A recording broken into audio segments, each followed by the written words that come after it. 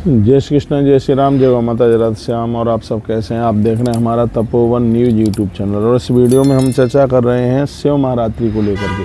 अब के बार की शिवरात्रि हमें बहुत खास मनानी है। लिखा है चतुर्दशी तागरियम निशीता व्यापनी भवेत प्रदोष व्यापनी चय परीक्षा प्रशस्ते। चतुर्दशी के दिन भगवान महादेव का वंदन और पूजन करना अपने आप में बहुत ज़्यादा प्रभावशाली है। लिंग ओमकार मंत्रेण वेरम पंचाक्षरितु स्तमेव सद्रव्य प्रतिष्ठायम परेरपि। आप भगवान महादेव की पूजा ओम नमः शिवाय का जप करते हुए कीजिएगा। शिवलिंग के पास में बैठ करके भगवान महादेव के पंचाक्षर मंत्र को जपने से भगवान शंकर अपने आप में अति प्रसन्न तो होते ही है। पूजिएत उपचारैश्य मत पदम सुलभम भवेत। भगवान कहते हैं, स्वयं भगवान शंकर कहते हैं, उन्हें मेरा स्थान मिल जाता है, इसमें कोई संशय वाली बिल्कुल बात नहीं है। पार्थिवेन तथा पेन तेषेण यथा रुचि। आप धातुओं के शिवलिंग के ऊपर पूजन कीजिए, मिट्टी के शिवलिंग बना करके पूजन कीजिए। स्वयं भगवान शंकर का आदेश है, हर प्रकार से जीव का कल्याण ही होने वाला है। किस किस शिवलिंग के ऊपर आप पूजन कर सकते हैं उसका वर्णन किया गया है। लिंगम तत् प्रतिष्ठाय लिंगम पीठे नियोजित लिंगम सपीठम निचमनित लेपन बंधेत। जैसे शिवलिंग पर आप भगवान का बंधन पूजन कर रहे हैं, नीचे की जलेरी भी यदि उसी की हो तो ज़्यादा बढ़िया है। जैसे मिट्टी के शिवलिंग आपने बनाए तो नीचे जलेहरी भी मिट्टी की ही आप बनाइए, तो ये बहुत ज़्यादा प्रभावशाली है। और आइए उसके लिए कहा गया गुड़ेन नवनीतेन भस्मनारिर्थेथा रुचि लिंगम यत्नेन कृतवान्ते यजेतः धनुषारा सादरात। वर्णन किया है, आटे के शिवलिंग बनाकर, गौ माता के गोबर के शिवलिंग बनाकर, फूल के शिवलिंग बनाकर, गुड़ के शिवलिंग बनाकर और मक्खन और भस्म और अन्न के शिवलिंग बनाकर के भी उनका आप बंधन पूजन कर सकते हैं। क्योंकि भगवान शंकर हर प्रकार से जीव का कल्याण करते हैं।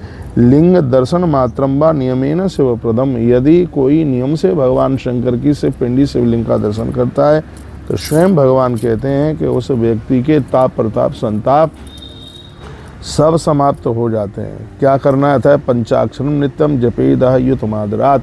तो आप शिव महारात्रि के दिन रुद्राक्ष की माला के ऊपर पंचाक्षर मंत्र ओम नमः शिवाय, इस मंत्र का जप जरूर करें। यदि आपने किसी गुरुदेव से मंत्र दीक्षा ली है तो आप ओम नमः शिवाय का आप जप करेंगे। और यदि आपने मंत्र दीक्षा नहीं ली है तो आपको सिर्फ नमः शिवाय जपने का ही अधिकार है। तो यह मंत्र किसी गुरुमुख से सुन करके आप इसको जप करें तो इसका और ज़्यादा प्रभाव है। ओम नमः शिवाय रुद्राक्ष की माला के ऊपर इस मंत्र का आप जप कीजिएगा, बहुत आनंद आ जाएगा। कुंभ स्नानम मंत्र दीक्षा मातृकान्यासमेव च ब्राह्मण सत्यपूतात्मा गुरु ज्ञानी विशिष्यते। ऐसे गुरुदेव के चरणों में बैठ कर के मैं कहूँगा कुंभ स्नानम मंत्र दीक्षाम।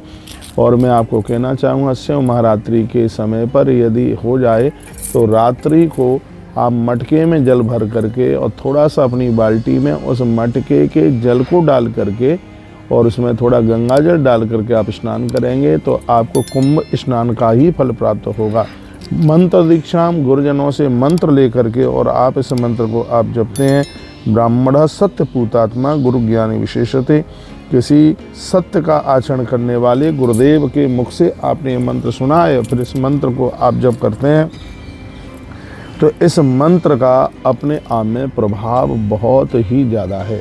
तो मैं आप कहूँगा आप तमाम तरह की पूजा आप करेंगे शिवरात्रि को, लेकिन पंचाक्षर मंत्र को जपना नहीं भूलिएगा। रुद्राक्ष की माला पर इस पोजीशन में बैठ करके आप मंत्र को जपें।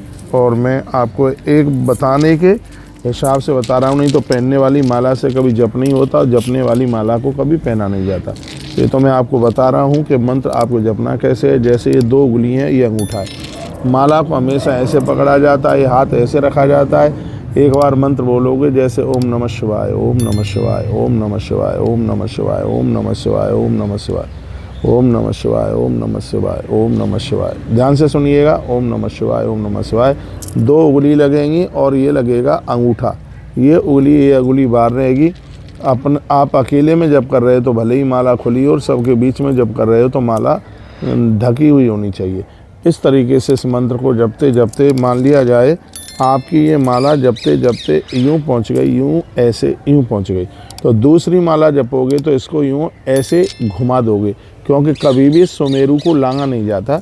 तो जैसे ही ये माला पूरी होती है फिर दूसरी माला जपते हैं तो इसको ऐसे घुमा सकते हैं आप। भगवान शंकर को ही अपना गुरु मान करके और आप इस मंत्र का आप जप कीजिएगा।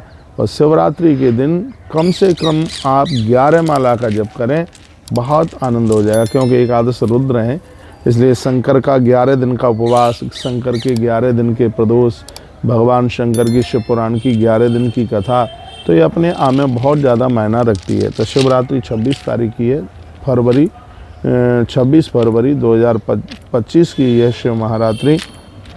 सर्वत्र फलदाता ही प्रयासोन गुणम सेवा। भगवान शंकर कहते हैं कि जो मेरी शिवरात्रि को व्रत उपवास करते हैं उनको संपूर्ण फल मैं प्रदानित कर देता हूँ, उनके जीवन में किसी भी चीज़ की कोई कमी नहीं रहती। अथ पंचाक्षरम नित्यम जपेदा युत आदरात। भगवान कहते हैं जो प्रत्येक दिन बड़े आनंद के साथ मेरा पंचाक्षर मंत्र जपते हैं, उन्हें मैं इस धरती पर किसी भी चीज़ की कमी नहीं रहने देता।